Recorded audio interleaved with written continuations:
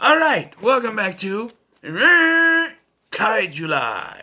And today we're looking at Shin Godzilla, or Shin Gojira, or Godzilla Resurgence, whatever you want to call it.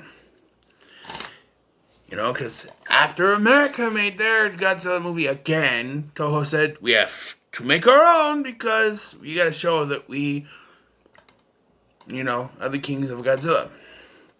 And I guess they have some kind of deal where they can't make another one until 2022, which would be next year, so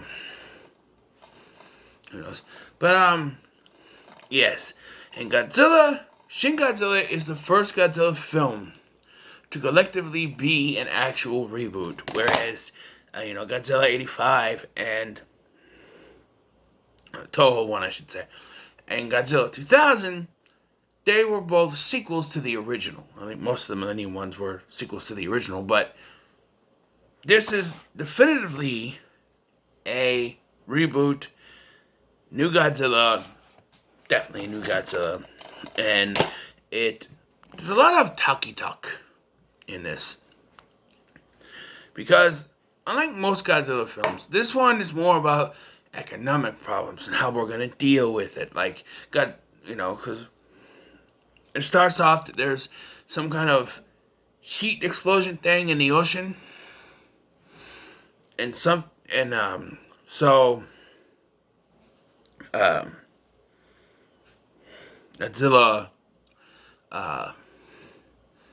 so the humans are trying to figure out what it is. One of the guys, our main character, I think his name is Randall, which is weird for a Japanese guy. He claims there's a giant monster, but they're like, no, there's no such thing as a giant monster. And then, boom! On the TV, there's a giant tail floating in the ocean. That happens like twice in this film, because also they're like, can it come on land? No, it cannot come on land. There's no way it can come on land. And then they get a phone call right away. It has. It's on land. And so, after teasing us for a while, there's a thing where blood-like stuff, because YouTube, comes out. It is blood, but you know what I mean. And after teasing us for so long, we finally see what Godzilla looks like. And, I got it pulled up on the TV screen over here. I'm gonna move it closer so you can see what it looks like. That's what it looks like. That's what Godzilla looks like when it makes its debut. That's more like Derpzilla. Derpzilla. That's what I call it. That's what it looks like. I was like, what? Is that another monster for Godzilla to fight? Nope, that is Godzilla. That is Godzilla. That's what he looks like when he starts. And that's the most ridiculous thing you've ever seen. That's what he looks like. So, yes. I don't know what to think about it. I'm like, is this where he's fighting? No, because it transforms, like Frieza, into the Godzilla we know. Only he's got like orange around it, and it fires different variations of its heat breath. It starts off as this smoke stuff, and then it becomes fire, and then just like purple lasers. Not only out of its breath, but out of its spines. On the back. And his tails eventually, too. And there's an idea. There's theories out there. Because they're looking for this scientist guy that has disappeared. His boat was in the middle of the ocean just before the heat thing happened in the ocean. And they had never find him in this movie. So it's a theory that this scientist guy, his name Mori or something, is Godzilla. And that kind of a little more solidified from the last shot of the film, which I'll get to. But it's an idea, and I kind of like that theory. I kind of like it. But anyway, so now that a monster is traipsing around Japan, we have now to sit and talk about how we are going to deal with it. And talk, and talk, and talk, and talk, and talk, and talk, and talk. they don't shut the fuck up. There's too much talking in this film. This is a giant monster film. Again, I need to point out the fact that people say, oh, the American films, there's not enough with monster fighting. And I will agree with the 2014 film. But this, come on. There is just so much talking. There's a giant monster destroying shit. We're going to have a conversation about how this is going to destroy our economy. And how we're going to lose a lot of money. And how this, and how that, and this, and that, and this, and that. People, when a giant monster is attacking your city, this is not the time that you sit the fuck down and talk. This is about the time that you fucking do something about it. But they're having meetings. And not only that, they have a meeting to talk about the meeting. They're going to have to talk about Godzilla. It's like, for God's sake, because they're like, they're going to have the prime minister come. But then they need to have a meeting to talk about the meeting. A meeting to talk about the prime minister meeting. And then they go to the prime minister meeting and they talk about what they're going to do. It's like, too much talking. Too much. Eventually, they get their heads out of their asses and they decide we need to start fighting back. Of course, this is Godzilla, so it doesn't work. Godzilla transforms into his form, which you can see in the back of this box. A little bit there. There's just firing lasers and stuff. It's really cool. It's CGI, but they designed the CGI so it looks like someone in a suit, which is really cool. And it's like Godzilla.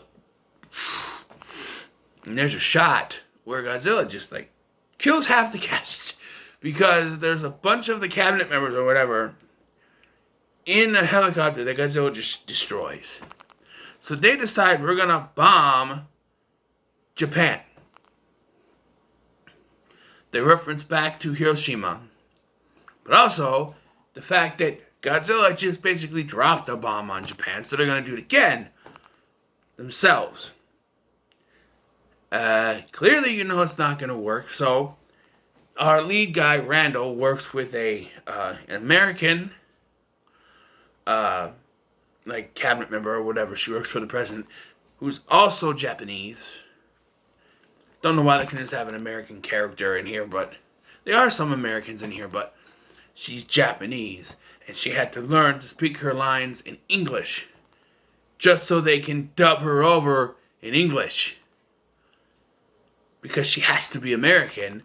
So even though it was the most difficult thing she's ever done, they still dubbed her over. Anyway. So Godzilla is out there. And he runs out of power and he's taking a nap. So this is when they come up with the idea of a blood coagulant to freeze Godzilla. So they go out there and they make him get weak again. Use all his firepower, he gets weak. And they stick the things in his mouth for the blood coagulant. But he's not a lot of energy, so he gets out there and he lasers again. And then they get it in there and he freezes. And that's it. Movie ends because they set up that, okay, he's frozen. And it, yeah. And that's how it ends with him frozen. He's not dead, he's just frozen. He's basically a statue. But the last shot is so haunting. Because they show Godzilla, just a shot of the frozen Godzilla. Then it cuts to a shot of his tail. And they show that there are humanoid-like creatures that were about to come from his tail before they got frozen. That's freaky. That is freaky. And that could also lend to the theory that this is that Mori guy. That the humanoid creatures are the next evolutionary stage. Who knows? They haven't made a sequel to this. They can't do a live action. Toho can't do live action Godzilla movies until 2022, which is next year, so we'll see. But if this was the only outing from this universe that we get, I think I'd be okay.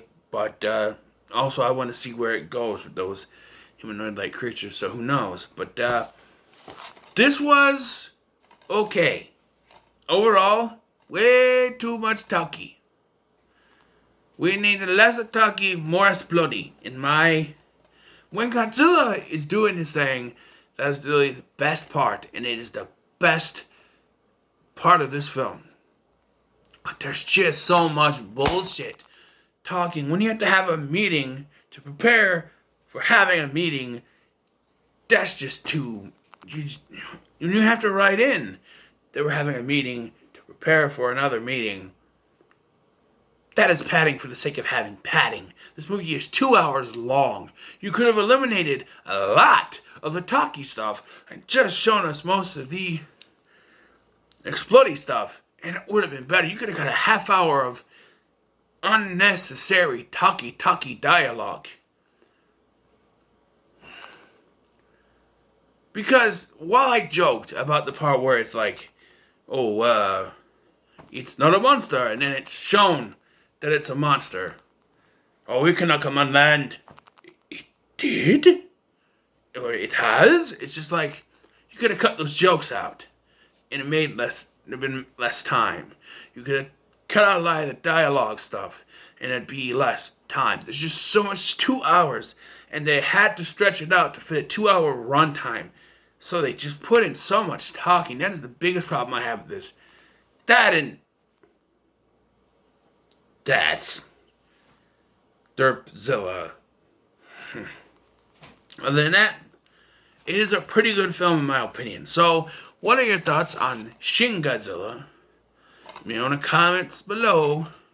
Make sure to like, share, and subscribe, because next on Kaijuly, we're going to head to Skull Island. Oh yeah.